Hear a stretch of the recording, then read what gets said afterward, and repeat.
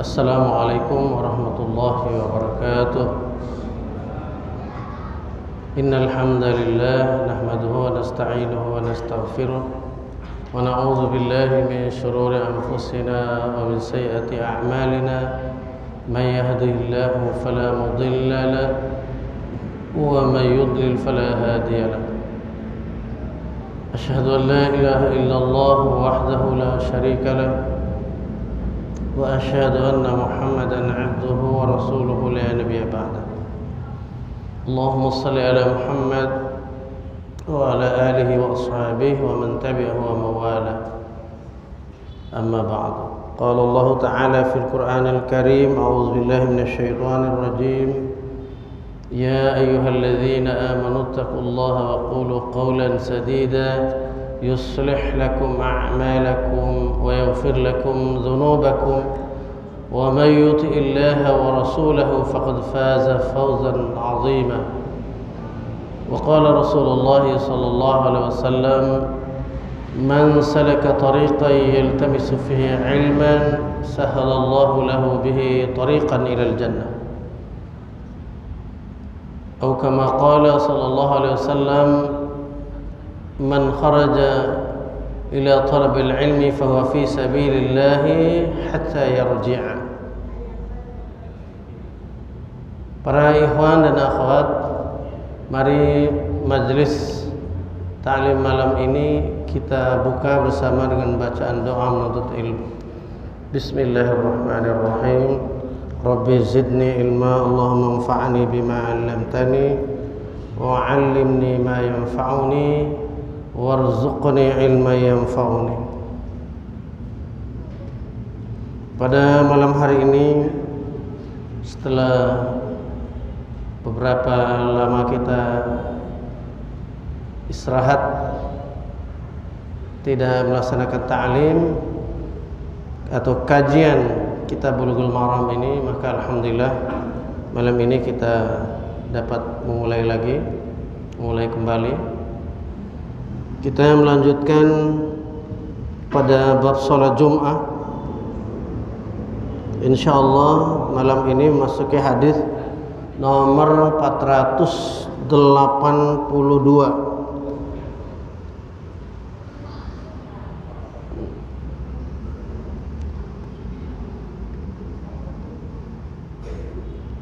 Kalau pada hadis 481 itu An Ibni Abbas.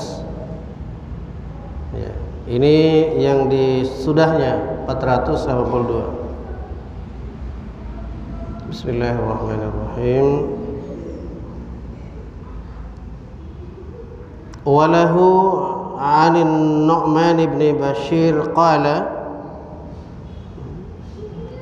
dan baginya pula, yakni bagi Ibnu Abbas dari An-Nu'man ibn Bashir, dia berkata, kana yaqra'u fil 'aidaini wa fil jumu'ati bisabbihisma rabbikal a'la wa hal ataka hadithul ghashiyah.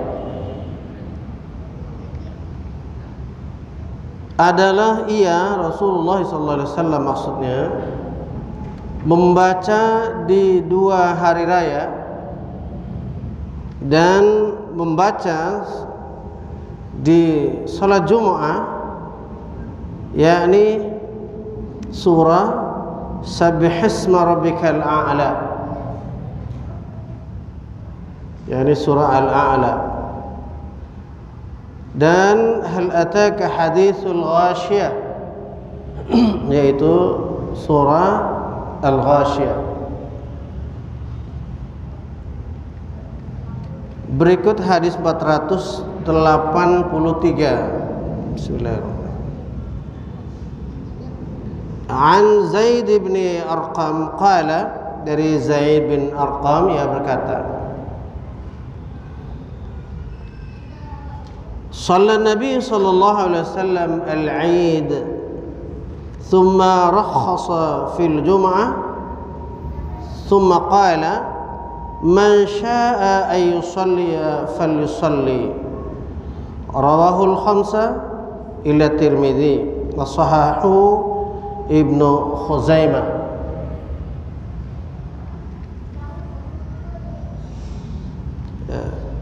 Dari Zaid bin Arqam, ia berkata, Nabi SAW pernah salat Id.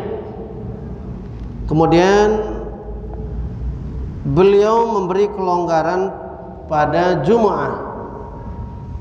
Kemudian beliau bersabda, barang siapa mau melaksanakan salat Jumu'ah, boleh ia salat.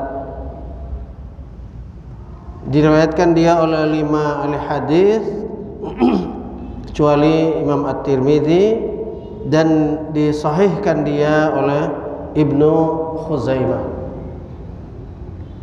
Maksudnya dari hadis ini dan yang lainnya dapat diringkaskan bahwa apabila hari raya jatuh pada hari Jumat, maka boleh diadakan sholat Jum'ah dan boleh juga tidak dilaksanakan sholat Jum'ah.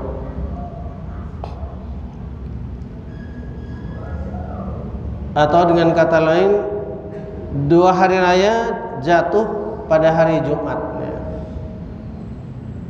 Berarti pagi harinya melaksanakan sholat Id, di siang hari waktu zuhur melaksanakan sholat Jumat, itu semestinya. Akan tapi diberikan rukhsah, diberikan keringanan dalam Islam ini lewat lisan Rasulullah SAW, bahwa bagi siapa yang mau melaksanakan, maka boleh dia laksanakan sholat Jumat sesudah sholat Id di pagi hari itu. Bagi yang tidak mengapa tidak melaksanakan. Para ikhwan dan akhwat rahimakumullah, berarti ini menunjukkan satu keringanan di dalam beribadah.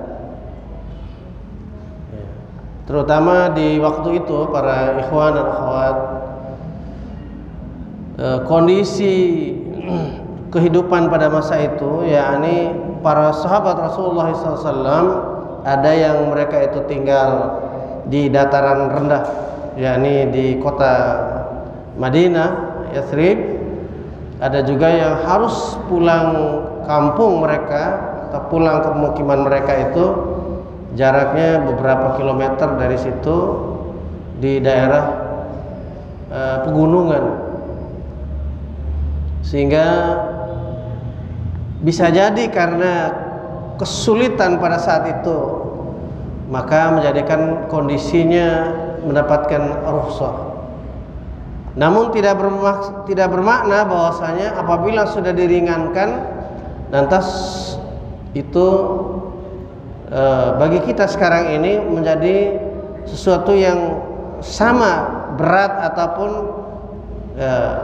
kewajibannya sebagaimana Jumat yang terpisah dari salat Id, baik Idul Fitri maupun Idul Adha. Tetap kembali pada hukum yang awal yang ditetapkan dari lisan Rasulullah sallallahu alaihi wasallam. Hal ini sebagaimana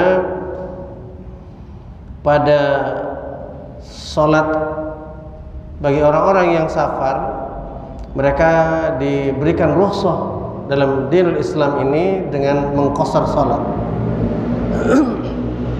Yang pada aslinya dalam ayat di situ ada menjelaskan tentang apabila kamu merasa takut dengan adanya gangguan daripada orang-orang yang kafir. Namun tidak lantas kalau sudah aman menjadikan rukhsah itu kembali menjadi sempurna, tidak. Itu merupakan sabab nuzul, sedangkan hadis adalah merupakan sabab wurud daripada kejadian untuk menjadi dasar di dalam kita menyampaikan hukum yang bersumber dari kitab Allah dan sunnah Nabi Muhammad sallallahu alaihi wasallam. Para ikhwan dan akhwat rahimakumullah, Kita lanjutkan pada hadis yang berikutnya, hadis yang ketiga nomor urut 484. An Abi Hurairah radhiyallahu anhu qala, dari Abu Hurairah radhiyallahu anhu dia berkata, qala Rasulullah sallallahu alaihi wasallam, idza shalla ahadukumul jumu'ata falyusalli ba'daha arba'an. Rawahu Muslim. Telah bersabda Rasulullah sallallahu alaihi wasallam, apabila seseorang daripada kalian salat Jum'ah, maka hendaklah ia salat sesudah salat fardu Jum'ah itu 4 rakaat, yakni 4 rakaat salat sunnah. Rawahu Muslim. Hadis ini diriwayatkan oleh Imam Muslim.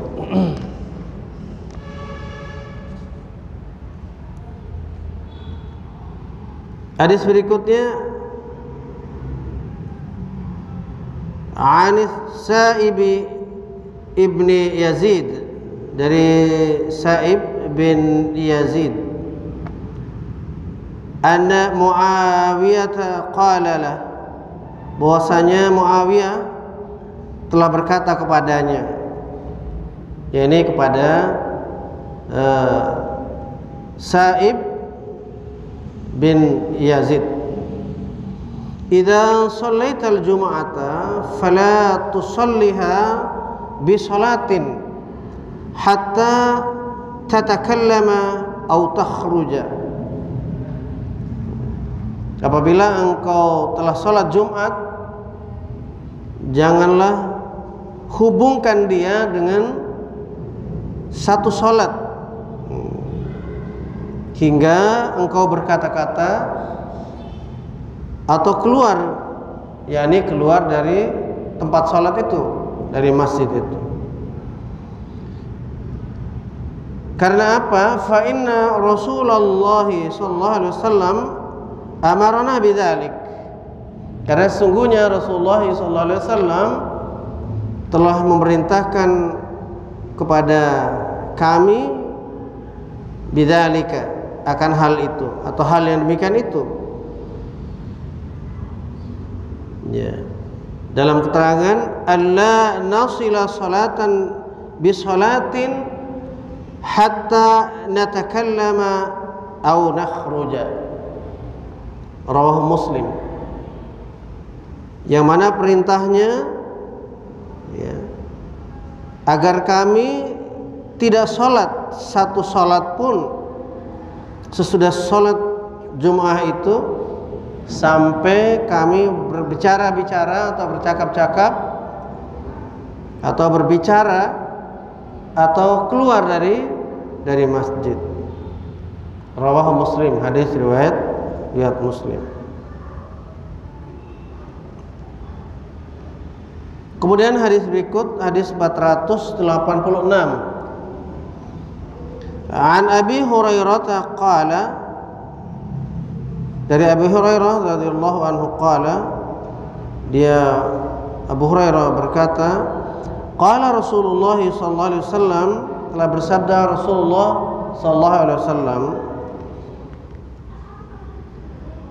man igtasala thumma atal jumu'ata fa shalla ma qaddara lah thumma ansata hatta yafrugha al-imamu min khutbatihi thumma yusalli ma'ahu ghufira lahu ma bainahu wa bainal jumu'ati al-ukhra wa fadlu thalathati ayam. Rawahu Muslim.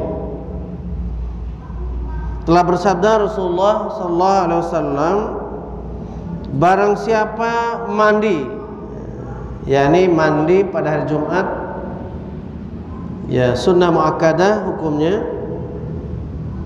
kemudian ia datang melaksanakan Jumat, datang untuk menghadiri sholat Jumat, lalu ia sholat seberapa yang dia mampu melaksanakannya. Kemudian ia diam dalam rangka mendengarkan, yakni mendengarkan khutbahnya imam hingga selesai imam dari khutbahnya. Kemudian ia sholat beserta imam. Niscaya diampunkan baginya dosa-dosanya yang diantara Jumat dengan Jumat dan ditambah dengan 3 hari. Berarti 7 hari maksudnya. 10 hari, Jumat dengan Jumat tambah 3 hari menjadi 10 hari. Diriwayatkan dia oleh Imam Muslim. Menjelaskan beberapa hadis di atas yang terkait dengan amaliyah sholat Jum'ah dan sholat sunnah sesudah sholat Jum'ah itu, termasuk sholat sunnah sebelum datangnya imam untuk berkhutbah, tentang adanya pengampunan dari Allah Subhanahu wa taala. Syarah ini menjelaskan pengampunan dosa seperti yang tersebut di dalam hadis tadi, dan juga bacaan yang pembacanya akan terus masuk surga itu menurut hadis Muslim disyaratkan oleh Rasulullah SAW dengan sabdanya, yakni bersyarat para ikhwan dan akhwat rahimakumullah,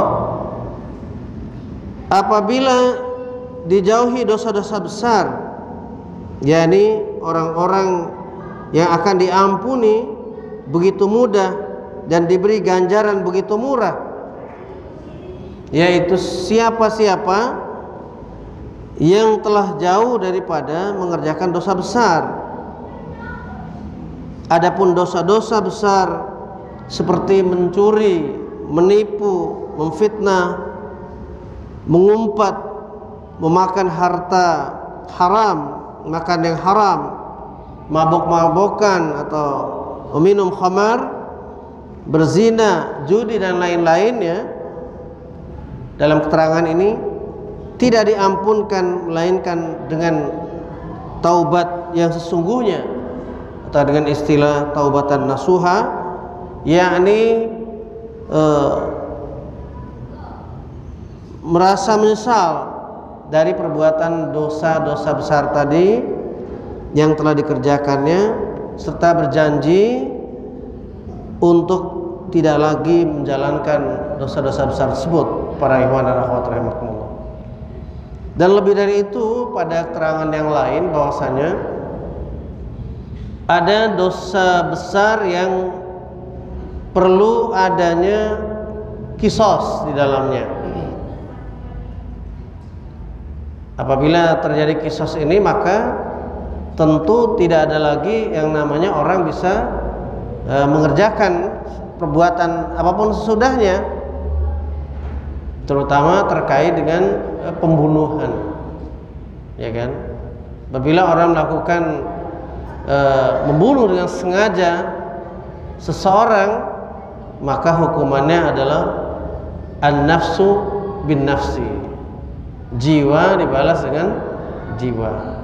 Itu termasuk akbarul kabair, termasuk sebesar-besar dosa ya, membunuh jiwa tanpa haknya. Nah, itu para ikhwan dan akhwat rahimakumullah. Juga ada yang mendapatkan hukuman dari dosa itu, seperti halnya orang yang melakukan pencurian, maka tidak bisa dengan cukup mengucapkan istighfar, mohon ampun saja, melainkan harus ada apa yang dikerjakannya mendapatkan hukuman langsung. Dosanya harus mendapatkan hukuman langsung berupa hukum had, yaitu potong tangan bagi orang yang melakukan pencurian. Maka hal ini menjadi ketentuan dalam syariat Islam, para ikhwan dan akhwat rahimakumullah. Jadi tidak hanya cukup dengan orang beristighfar saja, sebagaimana dosa-dosa yang lain. Contoh lain adalah orang melakukan zina, ya. Maka secara syariat Islam, zina ini mewajibkan dengan hukuman yang khas, yang khusus. Apabila bikir dan lajang, maka hukumannya adalah dengan dicambuk masing-masing 100 kali. Setelah dicambuk masing-masing 100 kali, maka dibuang mereka keluar daerah, keluar tempat tinggal mereka di situ. Yang pertama 2 tahun. Dan waktu dibuang itu tentu tidak hanya dibuang ditinggal, melainkan mereka sudah melaksanakan akdun nikah terlebih dahulu, nikah mereka. Setelah nikah baru dilakukan pembuangan tadi itu, pengasingan istilah lainnya, selama 2 tahun. Setelah itu baru mereka boleh kembali ke tempat mereka semula, para ikhwan dan akhwat. Namun apabila dilakukan oleh orang yang sudah menikah, ya, baik dalam keadaan tetap berkeluarga, aktif, ataupun yang sudah janda dan sudah duda, melakukan zina secara hukum syariat Islam, mereka ini harus dilaksanakan hukum rajam, yaitu dilempari dengan batu, ya, dari arah pusat ini ke atas sampai dengan kepala, menurut aturan syariat Islam, para ikhwan dan akhwat rahimakumullah, sampai meninggal dunia. Ini kalau ditinjau secara hawa nafsu orang-orang skeptis, maka ini adalah kejam, ya. Tapi kalau ditinjau dari keimanan bagi orang-orang yang beriman, maka hal ini adalah sangat pantas. Tentu memerlukan kajian yang panjang untuk menjelaskan bagaimana korelasi kerusakan yang diakibatkan oleh adanya dua macam perzinaan tadi itu.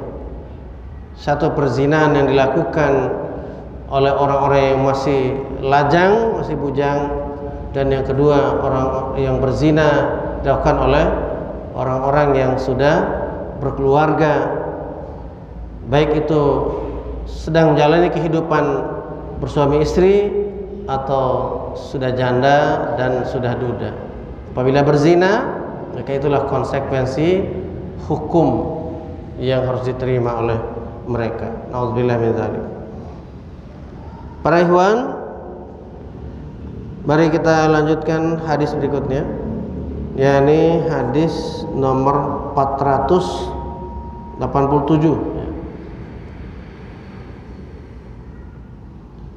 Wa anhu, yakni an Abi Hurairah radhiyallahu anhu, anna Rasulullah sallallahu alaihi wasallam, bahwasanya Rasulullah sallallahu alaihi wasallam dzakara yaumal jumu'ati faqala fihi sa'atun la yuwafiquha 'abdun muslimun wa huwa qa'imun yusalli yas'alullaha 'azza wa jalla syai'an illa a'tahu iyyahu wa asyara biyadihi yuqalliluha, muttafaqun alaih. Wa fi riwayatin li Muslim wa hiya sa'atun khafifah,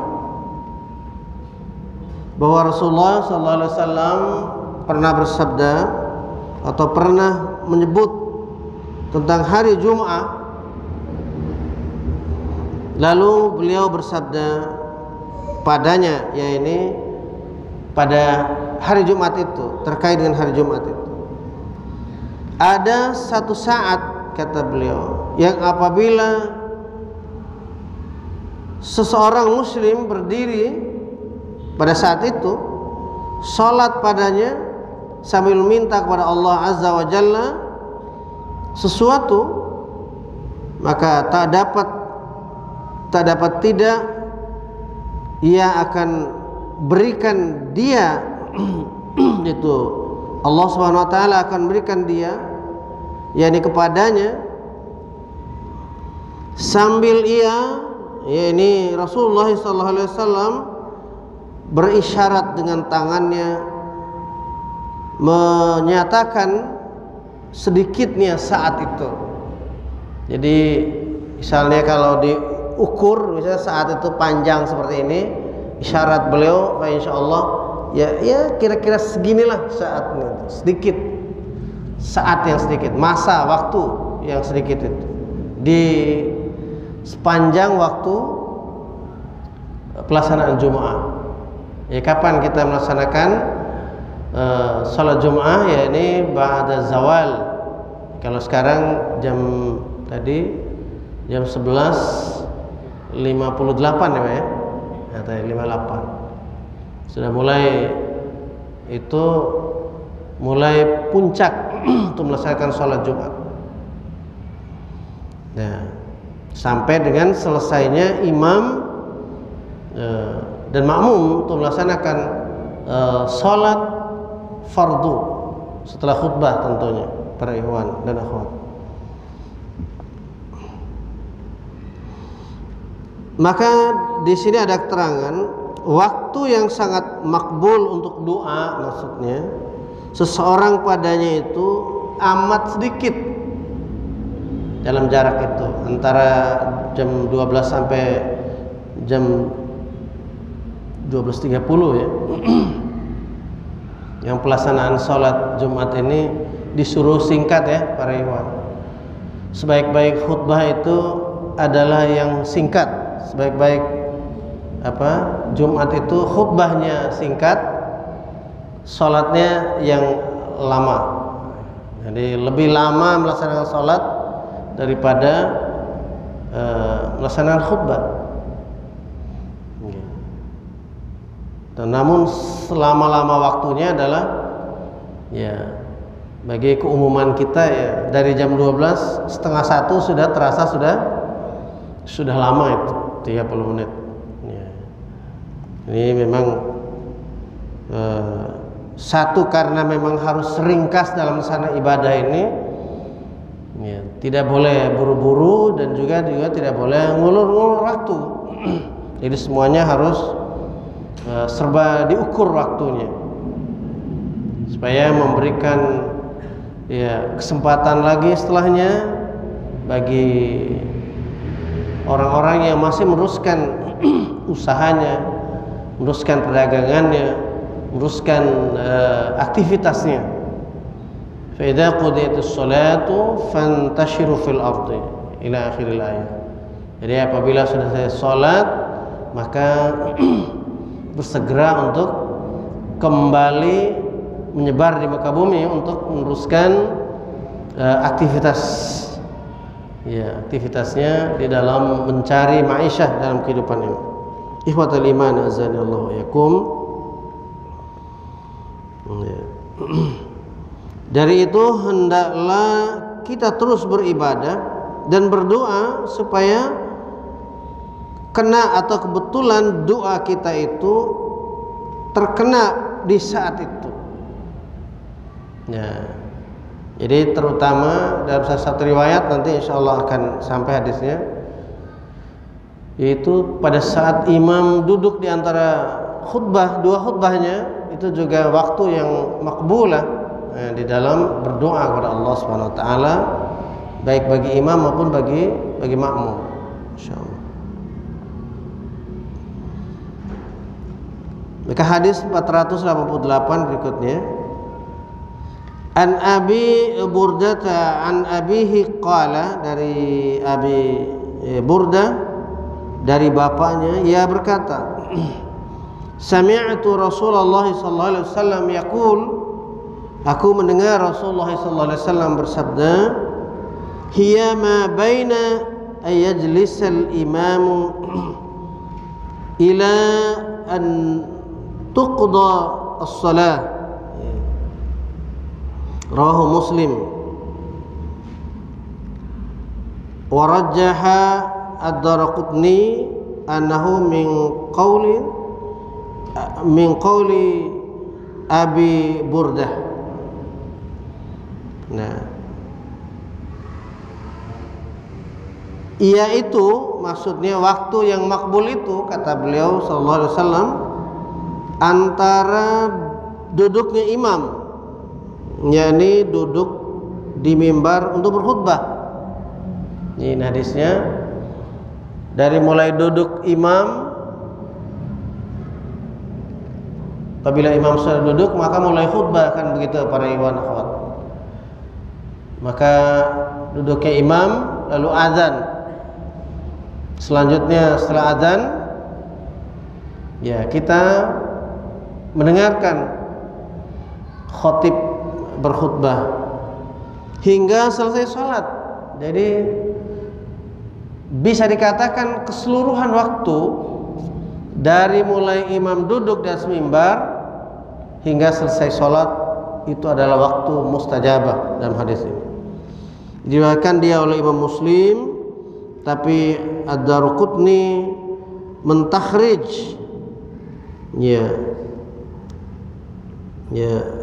mentarjih, maksudnya mentarjihkan, menguatkan akan hadis ini, yaitu begitu juga di lain-lain tempat bahwa yang demikian adalah dari perkataan Abi Burdah, yaitu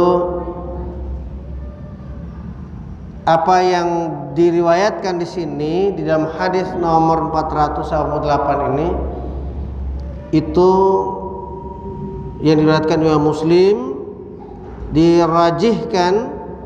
dirajihkan oleh Ad-Daraqutni bahwasanya ini perkataan yang betul-betul disampaikan oleh Abi Burdah, gitu maksudnya.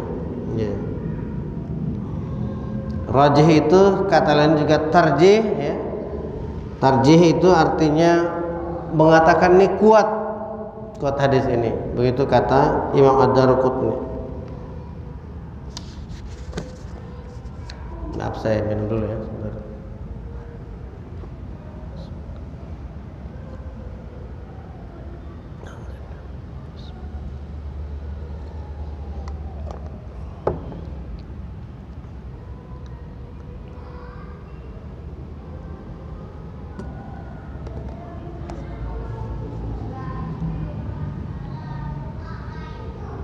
Sampai jam berapa?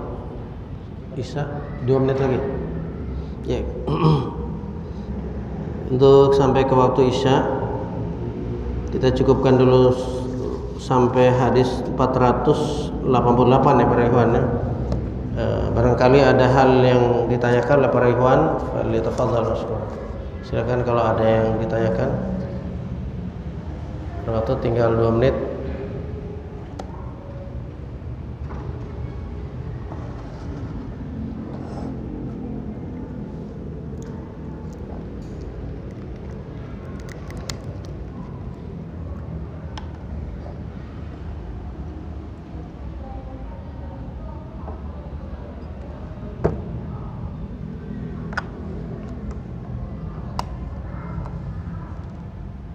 Bismillah.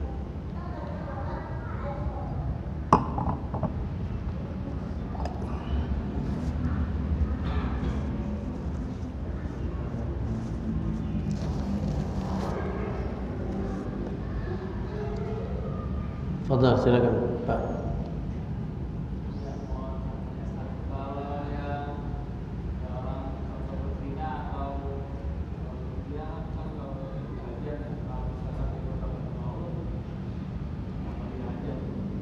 Kenapa? Kalau berzina dirajam terus?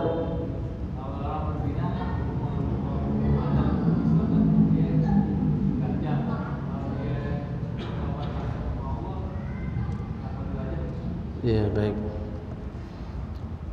Para ikhwan sekalian, ada pertanyaan, orang yang berzina, bagaimana kalau tobat nasuha kepada Allah? Apakah tetap yang perjaka dan ini dihukum jilid, dicambuk, dan yang sudah berkeluarga dirajam? Itulah cara taubatan nasuhanya.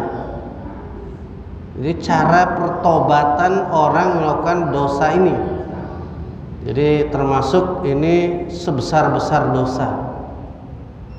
Ya, seperti itu para ikhwan. Jadi tetap menempuh cara itu. Ya, tidak bisa dilakukan dengan hanya beristighfar, mohon ampun kepada Allah Subhanahu wa taala. Ya, seperti itulah tobat. Karena waktu, mari kita cukupkan ta'lim ini dengan bacaan doa kafaratul majlis. Subhanakallahumma bihamdika asyhadu an la ilaha illa anta astaghfiruka wa atubu ilaik. Assalamualaikum warahmatullahi wabarakatuh.